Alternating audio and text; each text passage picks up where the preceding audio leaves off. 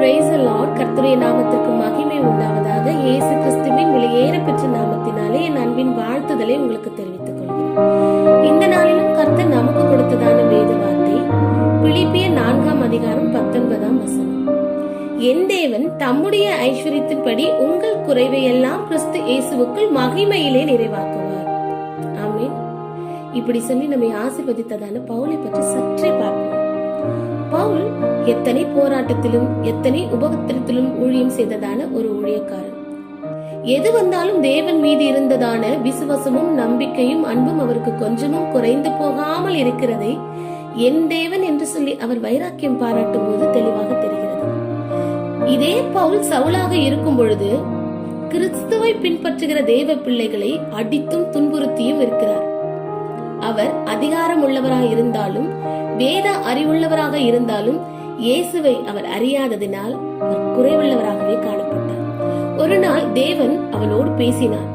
முள்ளின் மீது உதைக்கிறது உனக்கு கடினமாம் என்று. பார்வையை இழந்தான். கண்கள் திறக்கப்பட்ட போது சவுல் பவுலாக மாறினான். ஹல்லேலூயா. முள்ளின் மீது உதைக்கிறது உனக்கு கடினமாமே என்று சொன்ன கிறிஸ்துவின் அன்பை உணர்ந்தவனாய் அவனுடைய சரீரத்தில் குத்தப்படும் முள்ளை தாங்க துணிந்தான். அவன் அதிகாரம் உள்ளவனாய் இருக்கும்போது குறைவுள்ளவனாய் இருந்தான். எல்லாவற்றையும் இழந்தபோது அவன் நிறைவுள்ளவனாய் மாறினான். அதனால்தான் பக்தன் பவுல் மரணமானாலும் ஜீவனானாலும் என்று தொடங்கி கிறிஸ்துவின் அன்பை விட்டு நம்மை பிரிக்க மாட்டாது என்று நிச்சயித்திருக்கிறேன் என்று வைராக்கியம் பாராட்டுகிறான். இயேசுவின் ஐஸ்வர்யத்தை அவன் சுதந்திரித்துக் கொண்டான். இயேசுவே ஐஸ்வர்யம் என்றும் அவன் உணர்ந்து கொண்டான். அதனால்தான் அவன் எனக்கு எங்கும் வாழ்ந்திருக்கவும் தெரியும் தாழ்ந்திருக்கவும் தெரியும் என்று தைரியமாக இருந்தான். எத்தனை பாடுகளோடும் உபத்திரவங்களோடும் அவன் ஊழியம் செய்தாலும் பவுலின் ஐஸ்வர்யம் கிறிஸ்துவின் அன்பு என்று வேதம் நமக்கு தெளிவாய் காண்பிக்கிறது. ஆமென். குறைவு என்பது எது என்று நாம் தெரிந்தவர்களாய் இருக்க வேண்டும். அது எதுவாக இருக்கிறது என்பதை நாம் அறிந்தவர்களாகவும் இருக்க வேண்டும். வெள்ளியோ பொன்னோ விலை உயர்ந்த வஸ்துக்களோ ஐஸ்வர்யம் கிடையாது. சமாதானமும் அன்பும் சிறந்த ஐஸ்வர்யம். குழந்தை இல்லாத கணவன் மனைவியிடத்தில் பிள்ளையை பற்றி விசாரித்தோமானால் வேதனையோடு சொல்லுவார்கள், பெயர் சொல்ல ஒரு பிள்ளை இருந்தா போதும், சொத்து சுகம் வேணான்னு சொல்லி. பசி இருப்பவர்களுக்கு அரை வயிறு கஞ்சிதான் ஐஸ்வர்யம். வீடு இல்லாதவர்களுக்கு குடிசைதான் மாட மாளிகை. அப்போஸ்தலர் 3 தொடக்கத்திலே நான் பார்க்கிறோம் ஒரு சம்பவத்தை. தாயின் வயிற்றில் இருக்கும் பொழுதே சப்பானியாக பிறந்த ஒரு மனுஷன் தினம்தோறும் ஆலய வாசலில் கொண்டு வந்து வைப்பார்கள். அவன் எல்லாரும் இடத்திலும் பிச்சை கேட்கிறவனா இருந்தான்.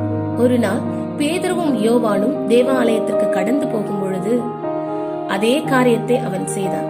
ஆனால் பேதுருவும் யோவானும் அவனிடத்தில் கடந்து சென்று அவன் கைகளை பிடித்து, வெள்ளியும் பொன்னும் என்னிடத்தில் இல்லை, என்னிடத்தில் இருக்கிறதை உனக்கு தருகிறேன் என்று சொல்லி கிறிஸ்து இயேசுவின் நாமத்தை அறிக்கையிட்டு அவனுக்கு சுகம் உண்டாக செய்தார்கள். Praise the Lord.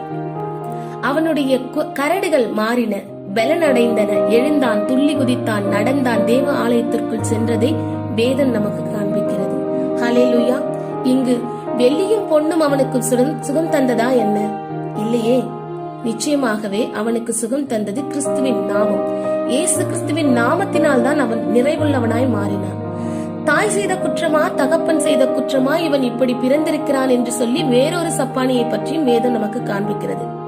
இது தாய் செய்த குற்றமோ தகப்பன் செய்த குற்றமோ இல்ல, தேவனுடைய நாமத்தின் மகிமைக்காக இவன் இப்படி பிறந்திருக்கிறான் என்று சொல்லி அவனுக்கு சுகம் உண்டானது நாம் பார்க்கிறோம்.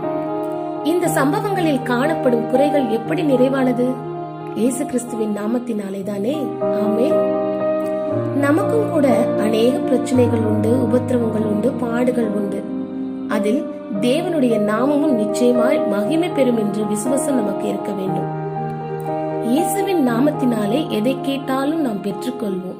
பிதாவானவர் இயேசு எனும் ஐஸ்வர்யத்தை நமக்காக தந்திருக்கிறார் என்பதை ஒரு நாளும் நாம் மறந்தவர்களாய் இருக்கக்கூடாது. அநேக குழப்பங்களோடும் கேள்விகளோடும் உபத்திரவங்களோடும் பாடுகளோடும் கூட இந்த வார்த்தையை கேட்டுக்கொண்டிருக்கும் உங்களுக்கு இயேசு என்னும் நாமத்தை அறிந்திருக்கிறீர்கள் என்றால், தெரிந்திருக்கிறீர்கள் என்றால், உச்சரித்திருக்கிறீர்கள் என்றால் நிச்சயமாகவே உங்களுடைய குறைகள் கிறிஸ்து இயேசுவின் நாமத்தில் நிறைவாகும் என்பதில் மாற்றமே கிடையாது. இப்பொழுது கேளுங்கள். இயேசு எனும் நாமத்தை உச்சரித்து கேட்டால் நிச்சயமாகவே ஒரு நல்ல முடிவு உண்டு. உங்களுடைய நம்பிக்கை வீண் போகாது. ஆமென். எங்களை அதிகமாக இப்பொழுதும் கூட ஒரு சிறிய ஜெபம் செய்வோம். எங்களை அதிகமாய் நேசிக்கிறதான நல்ல தகப்பனே, கர்த்தர் நீர் கொடுத்த இந்த வார்த்தைக்காக உமக்கு ஸ்தோத்திரம் ஐயா. ஆண்டவரே, என் தேவன் தம்முடைய ஐஸ்வர்யத்தின்படி உங்கள் குறைவெல்லாம் கிறிஸ்து இயேசுவுக்குள் மகிமையிலே நிறைவாக்குவார் என்று சொல்லி எங்களோடு கூட இறைப்பட்டீரே.